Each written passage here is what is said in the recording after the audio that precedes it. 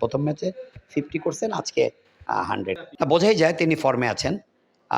প্রথম ম্যাচটায় টার্গেট কম ছিল, আমরা বলেছি যে তানজিদ তামিম 115 রানের টার্গেট নিয়ে খেলে হাত খুলে খেলতে পেরেছেন, কারণ 50 ওভারের ম্যাচে 115 টার্গেট কোনো টার্গেট না। এবং সেই ম্যাচেও তিনি একটা ব্রিলিয়ান্ট টি-20 মেজাজে একটা 40 অড বলে একটা 62 আনবিটেন ইনিংস খেলেছিলেন। কিন্তু পরের ম্যাচে যখন, দ্যাট ইজ সেকেন্ড ম্যাচে, যখন 275 টার্গেট পড়লো বাংলাদেশের, তখন কিন্তু তিনি ডাবল ফিগারে যেতে পারেননি। তো আজকের ম্যাচটা তার নিজেকে মেলে ধরার একটা ক্ষেত্র ছিল, যে তিনি আজকে শিয়া বাটার ও ভিটামিন ই সমৃদ্ধ লিলি বিউটি সোপ, তারুণ্যময় উজ্জ্বল ত্বকের জন্য। চাপ মুক্ত পরিবেশে প্রথম ব্যাট করতে নেমে তিনি কেমন খেলেন, তিনি ট্রিমেন্ডাস খেলেছেন। থ্রু আউট দ্য ইনিংস তার কন্ট্রোল ছিল। 98 বলে 100 করেছেন, 7টি ছক্কা, হাফ ডজন বাউন্ডারি হাঁকিয়ে। 4 ছক্কার কথা বলবো না, তার কনফিডেন্ট ছিল যে বলগুলো তিনি যেখানে খেলতে চেয়েছিলেন সেখানে খেলেছেন। তিনি ভালো বিগ হিট নিতে পারেন, ছক্কা হাঁকানোর পারদর্শিতা তার আছে, তিনি সেটা দেখিয়েছেন। মোদ্দা কথা, বাংলাদেশের যে ওপেনিং ক্রাইসিস, সেই ক্রাইসিসে তামিম ইকবালের পরে কিছুদিন সৌম্য সরকারও ভালো সার্ভিস দিয়েছেন। লিটন কোনো ফরম্যাটে টপ অর্ডারে খেলেছেন, ওপেন করেছেন। বাট তানজিদ তামিম এখন মনে হচ্ছে টি-20-র পাশাপাশি ওয়ানডেতেও নিজেকে স্টাবলিশ করতে যাচ্ছেন এবং করার চেষ্টাটা করে যাচ্ছেন।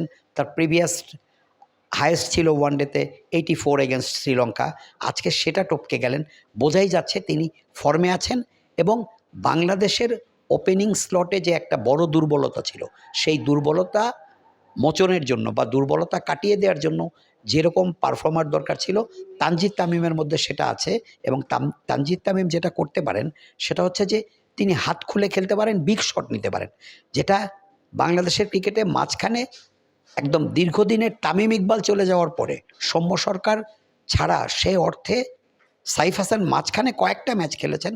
বাট তানজিদ তামিম টি-20-র পর এখন ওয়ানডেতেও ধীরে ধীরে নিজেকে মেলে ধরতে শিখেছেন, জেনে গেছেন ওয়ানডেতে যে আমার আসলে কোন মেজাজে এবং কোন ছকে খেললে আমি লম্বা ইনিংসও খেলতে পারবো এবং আমি বিগ হিটও নিতে পারবো। আজকে তার ইনিংসটা দেখেন, 98 বলে 100, 100-র উপরে স্ট্রাইক রেট। তিনি 7টা ছক্কা মেরেছেন, মানে 6-7টা 42 রান তুলে নিয়েছেন শুধু ছক্কা হাঁকিয়ে। আবার ওদিকে 6টি চারও আছে, 24 রান তিনি সেখান থেকে করেছেন, অর্থাৎ 42 আর 24, 66 রান তিনি চার এবং ছক্কা থেকে হাঁকিয়েছেন। এ থেকে বোঝা যায় যে তার মেরে খেলার যে সহজাত প্রবণতাটা যেটা, সেটাকে তিনি এক্সিকিউট করতে পেরেছেন।